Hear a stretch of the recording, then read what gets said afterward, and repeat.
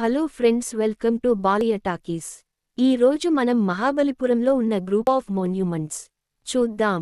ఈ group of మోన్యూమెంట్స్ Perumallu temple వెనుక వైపు కొంచెం ముందుకు నడిచిన తర్వాత ఎడమ వైపు ఉంటాయి. మహాబలిపురం, దీనిని మామల్లపురం అని కూడా పిలుస్తారు. ఇది ఆగ్నేయ భారతదేశం, తమిళనాడు రాష్ట్రంలోని చెంగల్పట్టు జిల్లాలోని ఒక పట్టణం. ఇది కంచి పట్టణానికి 66 కిలోమీటర్లు దూరంలో, రాష్ట్ర రాజధాని చెన్నైకి 70 కిలోమీటర్లు దూరంలో ఉంది. ఈ పట్టణంలో ఉన్న తీరం వెంబడి ఉన్న దేవాలయం ప్రపంచంలో యునెస్కో వారి చేత సంరక్షించబడుతున్న హెరిటేజ్ ప్రదేశాలలో ఒకటి. ఇది మహాబలిపురంలోని 7వ, 8వ శతాబ్దాల హిందూ సమూహ స్మారక కట్టడాల యునెస్కో ప్రపంచ వారసత్వ ప్రదేశంగా ప్రసిద్ధి చెందింది. 14 భారతదేశంలోని ప్రసిద్ధ పర్యాటక ప్రదేశాలలో ఇది ఒకటి. ఈ ప్రదేశం పురాతన పేరు తిరుకడల్మలై. పల్లవ రాజ్యంలో 2 ప్రధాన ఓడరేవు నగరాల్లో మామల్లపురం ఒకటి. ఈ పట్టణానికి పల్లవ రాజు నరసింహవర్మన్ పేరు పెట్టారు. ఇతనను మామల్ల అని కూడా పిలుస్తారు. ఆర్థిక శ్రేయస్సుతో పాటు ఇది రాచరిక స్మారక కట్టడాల సమూహంగా మారింది. చాలా వరకు సజీవ శిల్పాలుగా చెక్కబడ్డాయి. ఇది 7వ, 8వ శతాబ్దాల నాటి రథాల రూపంలోని ఆలయాలు, మండపాలు, అభయారణ్యం గుహలలాంటి గంగా అవరోహణకు ఉపశమనాన్ని కలిగించే భారీ బహిరంగ రాయితో నిర్మించి శివునికి అంకితం చేయబడిన తీర దేవాలయం. సమకాలీన పట్టణ ప్రణాళికను 1827లో బ్రిటిష్ రాజ్ స్థాపించాడు. 7వ శతాబ్దంలో దక్షిణ భారతదేశాన్ని పరిపాలించిన పల్లవ ప్రభువుల రాజ్యానికి ప్రముఖ తీరపట్టణం మామల్లాపురం అనేది మహాబలిపురానికి ఉన్న మరో పేరు. ఈ పట్టణానికి అప్పటి పల్లవ ప్రభువైన మామ్మల్ల పేరు మీద కట్టబడిందని చరిత్రకారులు చెబుతారు. మహాబలిపురానికి ఆ పేరు రావటానికి మరొక కథనం ప్రకారం పూర్వం బలిచక్రవర్తి ఈ ప్రాంతాన్ని పాలించటం వల్ల ఈ ప్రాంతానికి ఆ పేరు వచ్చింది అని స్థానికులు అంటుంటారు. తదనంతర కాలంలోనూ పల్లవుల పరిపాలనా కాలంలోనూ ఈ ప్రాంతం స్వర్ణయుగాన్ని చూసింది. పల్లవులు ఈ ప్రాంతాన్ని రాజధానిగా చేసుకుని కొంతకాలం పాలించారు. అప్పుడు కట్టించినవే ఈ శిల్పకళా సంపద. పల్లవులు దీనిని మంచిరేవుపట్నంగా తీర్చిదిద్దారు. దానికోసం ఇక్కడ కొండమీద ఒక లైట్ హౌస్ ని కట్టారు. మహాభారతంలో వివరించిన సంఘటనలు చిత్రీకరిస్తున్న మహాబలిపురం దేవాలయాలు ఎక్కువగా రాజు నరసింహవర్మన్, అతని వారసుడు రాజసింహవర్మన్ పాలనలో నిర్మించబడ్డాయి. రాక్ కట్ ఆర్కిటెక్చర్ నుండి నిర్మాణాత్మక భవనం వరకు కదలికను చూపుతాయి. మహాబలిపురం నగరాన్ని పల్లవరాజు నరసింహవర్మన్ 17వ శతాబ్దంలో స్థాపించాడు. మండపం లేదా మంటపాలు, ఆలయ రథాల ఆకారంలో ఉన్న రథాలు లేదా పుణ్యక్షేత్రాలు గ్రానైట్ రాతి ముఖం నుండి చెక్కబడ్డాయి. అయితే అర్ధ శతాబ్దం తరువాత నిర్మించిన ప్రఖ్యాత షోర్ టెంపుల్ దుస్తులు ధరించినట్లుగా రాతితో నిర్మించబడింది. మహాబలిపురం అంత సాంస్కృతికంగా ప్రతిధ్వనించేది అది గ్రహించి వ్యాప్తి చేసే ప్రభావాలే ఎక్కువ ఉంటాయి. షోర్ టెంపుల్లో గ్రానైట్తో చెక్కబడిన 100 అడుగుల పొడవు, 45 అడుగుల ఎత్తుతో సహా అనేక నిర్మాణాలు ఉన్నాయి. 1957లో government college of architecture and sculpture శిల్పాలు, దేవాలయాల తయారీ కళను ప్రోత్సహించడానికి, పునరుద్ధరించడానికి స్థాపించబడింది. గుహ దేవాలయాలు 7వ శతాబ్దానికి చెందిన 10కి పైగా రాతితో చెక్కిన దేవాలయాలు. వీటిలో వరాహ, ఆది వరాహ, కృష్ణ, మహిషాసురమర్దిని, దుర్గ, రామానుజ, ధర్మరాజు, కోనేరి, కోటికల్, పంచపాండవ, ఇతరులు ఉన్నారు. తీర దేవాలయం బంగాఖాతం వెంబడి ఉన్న ఒక నిర్మాణ దేవాలయం. సముద్రం నుండి దూరంగా పశ్చిమం వైపు నుండి ప్రవేశద్వారం ఉంటుంది. ఇటీవలి త్రవ్వకాలలో ఇక్కడ కొత్త నిర్మాణాలు కనిపించాయి. ఒలకనేశ్వర ఆలయం, లైట్స్తో సహా ఇతర నిర్మాణ ఆలయాలు, ద్రౌపది ట్యాంక్, కృష్ణుడి బటర్బల్ వంటి రాక్ కట్ లక్షణాలతో పాటుగా ఉన్నాయి. తిరుకడల్మలై దేవాలయం ఇది సముద్రం ఒడ్డున ఉన్న అతి సుందరమైన దేవాలయం. ఇది విష్ణుమూర్తిని ఆరాధించే ప్రధాన దేవాలయం. పల్లవ రాజు ఈ దేవాలయాన్ని సముద్రం నుండి వచ్చే కోత నుండి శిలా సంపదని రక్షించడం కోసం, విష్ణుప్రీతి కోసం నిర్మించాడు. ఈ దేవాలయ నిర్మాణం జరిగాక సముద్ర కోత తగ్గింది. ఇది అతిమనోహరమైన శిల్ప సంపదతో అలరారుతున్న క్షేత్రం. తిరుమంగై ఆళ్వారు ఈ క్షేత్రస్వామిని కీర్తించుచుండ తిర్జనూర్ భక్తవత్సల స్వామి ప్రత్యక్షమైనందున భక్తవత్సల స్వామి ఇక్కడి నుండి మంగళాశాసనం చేశారని కథనాలు వివరిస్తున్నాయి. బీచ్ మహాబలిపురం బీచ్ అందమైంది. సాయంకాలం చల్లగాలిని ఆస్వాదించవచ్చు. ఈ బీచ్లోని అలలు చాలా భయంకరంగా ఉంటాయి. బీచ్లో సముద్రపు లోతు ఎక్కువ. కనుక సముద్ర స్నానం ప్రమాదకరం. గవ్వలతో చేసిన వస్తువులు కొనుక్కోవచ్చు. ఇక్కడ బీచ్ తీరం వెంబడి దొరికే రకరకాల వేడివేడి సీ ఫుడ్స్ అత్యంత రుచికరంగా ఉంటాయి. భారతీయులతో పాటు ఫారినర్స్ కూడా ఎక్కువ మంది ఇక్కడ ఎక్కువగా కనిపిస్తుంటారు. రవాణా సౌకర్యాలు. మహాబలిపురం వెళ్లటానికి చెన్నై కోయంబేడు నుంచి బస్సులు ఉన్నాయి. అక్కడి నుంచి మహాబలిపురానికి 1 గంటన్నర 2 గంటల్లో చేరుకోవచ్చు.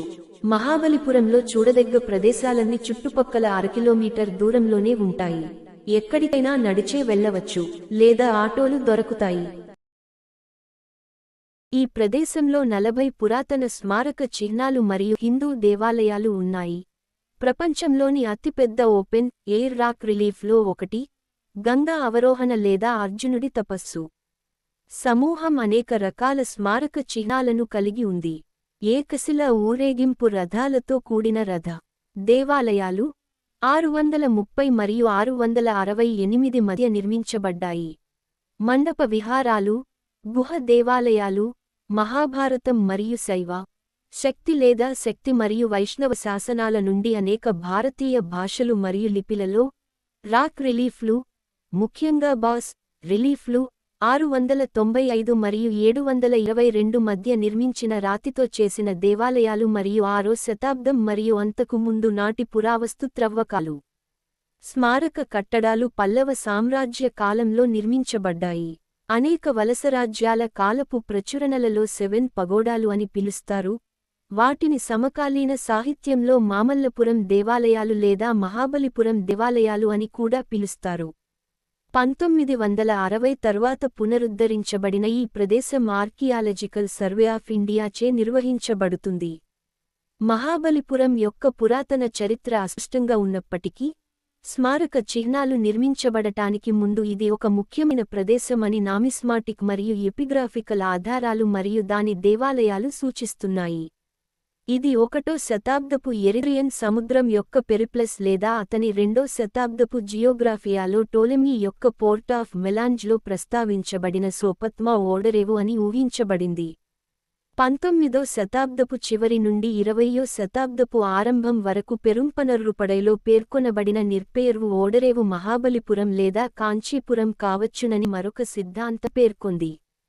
తన అవంతి సుందరి కథలో 7వ 8వ శతాబ్దానికి చెందిన సంస్కృత పండితుడు డాంటిన్ లు తమిళనాడులో నివసించి పల్లవ ఆస్థానంతో సంబంధం కలిగి ఉన్నాడు. మామల్లపురంలో విష్ణు శిల్పాన్ని మరమ్మత్తు చేసినందుకు కళాకారులను ప్రశంసించాడు. అయితే ఈ టెక్స్ట్ యొక్క డాండిన్ యొక్క రచయిత హక్కు వివాదాస్పదమైంది. మధ్యయుగ సంస్కృత గ్రంథం మామల్లపురం స్మారక చిహ్నాలు, మరమ్మత్తుల ప్రారంభ సంప్రదాయం మరియు వైష్ణవ మతం యొక్క ప్రాముఖ్యత గురించి ప్రస్తావించింది. మార్కో పోలో 1271 నుండి 1295 ఆగ్నేయాసియా నుండి వెనిస్కు తిరిగి వెళ్లేటప్పుడు భారతదేశానికి వచ్చినప్పుడు అతను 7 పగోడాలు అని పేర్కొన్నాడు కాని సందర్శించలేదు, మరియు యూరోపియన్ వ్యాపారుల ప్రచురణలలో ఈ పేరు మహాబలిపురం తీర దేవాలయాలతో ముడిపడి ఉంది. శతాబ్దాల తరువాత ఇది అబ్రహం క్రెస్క్యూస్ 1375 కాటలాన్ అట్లాస్లో సెటెమెల్టీ మరియు షాంతోమ్ గా కనిపించింది. ఇది ఆసియా యొక్క ముడిపటం, అయితే 2 ఓడరేవుల సాపేక్ష స్థానాల్లో ఖచ్చితమైనది. మొదటిది మామల్లపురం మరియు రెండోది మైలాపూర్.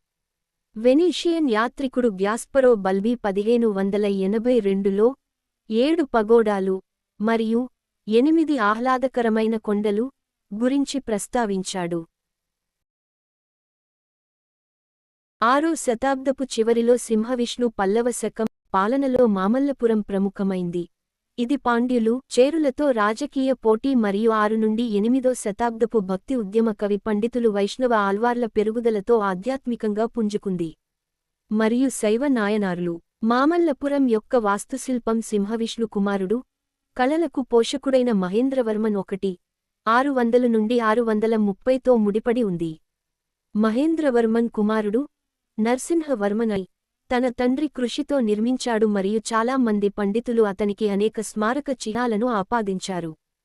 కొంతకాలం విరామం తర్వాత రాజసింహ లేదా నరసింహవర్మన్ 690 నుండి 728 పాలనలో ఆలయం మరియు స్మారక నిర్మాణాలు కొనసాగాయి.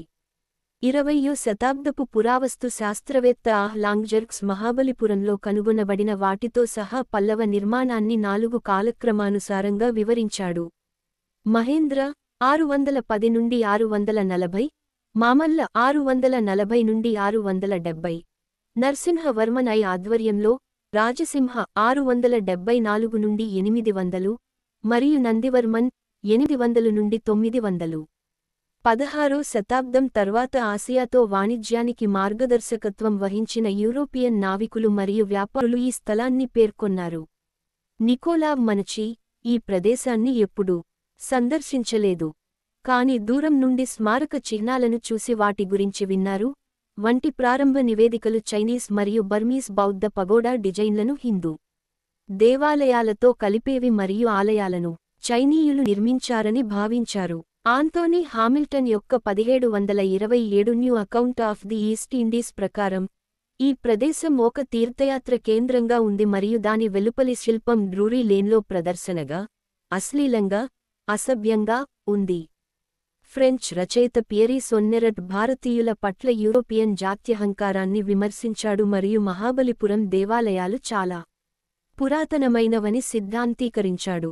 డిసెంబర్ 2004 సునామీ సాలువన్కుప్పం, ప్రస్తుతం మహాబలిపురంకు ఉత్తరం, సమీపంలోని సముద్రతీరాన్ని క్లుప్తంగా బహిర్గతం చేసింది, శాసనాలు మరియు నిర్మాణాలను బహిర్గతం చేసింది. అవి 9వ శతాబ్దానికి చెందినవని, 13వ శతాబ్దపు సునామీ వల్ల ధ్వంసమై ఉండవచ్చని బద్రీనారాయణన్ బీబీసీ నివేదికలో తెలిపారు. సునామీ సముద్రగర్భంలో 1 కిలోమీటరు దూరంలో ఉన్న పెద్ద నిర్మాణాలను కూడా బయటపెట్టింది. పురాతన మహాబలిపురం అని పురావస్తు శాస్త్రవేత్తలు ఊహిస్తున్నారు. ఒక సైన్స్ కథనం ప్రకారం సునామీ రాళ్లను బహిర్గతం చేసింది. ఏనుగు మరియు గుర్రం విమానంలో విశదీకరించబడిన తల, దేవత విగ్రహం ఉన్న చిన్న గూడు, పడుకున్న సింహం ఉన్న మరొక రాయి, మరియు ఇతర హిందూ మతపరమైన ఐకానోగ్రఫీ. మెరైన్ ఆర్కియాలజిస్టులు మరియు నీటి అడుగున డైవింగ్ బృందాలు 2004 సునామీ తర్వాత స్మారక కట్టడాలలో ఒకటైన షోర్ టెంపుల్కు తూర్పున ఒక స్థలాన్ని అన్వేషించారు. ఇది పడిపోయిన గోడల శిథిలాలు, పెద్ద సంఖ్యలో దీర్ఘచతురస్రాకార బ్లాక్లు మరియు తీరానికి సమాంతరంగా ఉన్న ఇతర నిర్మాణాలు మరియు 40 స్మారక చిహ్నాలను బహిర్గతం చేసింది. సుమారు 40 ఏళ్ల ఆలస్యం తర్వాత మహాబలిపురం సుందరీకరణకు 2003లో ఒక మాస్టర్ ప్లాన్ అమలు చేయబడింది. కేంద్ర పర్యాటక మరియు సాంస్కృతిక మంత్రిత్వ శాఖ మామల్లపురం ప్రాజెక్ట్ యొక్క బహుళ కోట్ల రూపాయల సమగ్ర అభివృద్ధికి ఆర్థిక సహాయం చేస్తోంది. స్మారక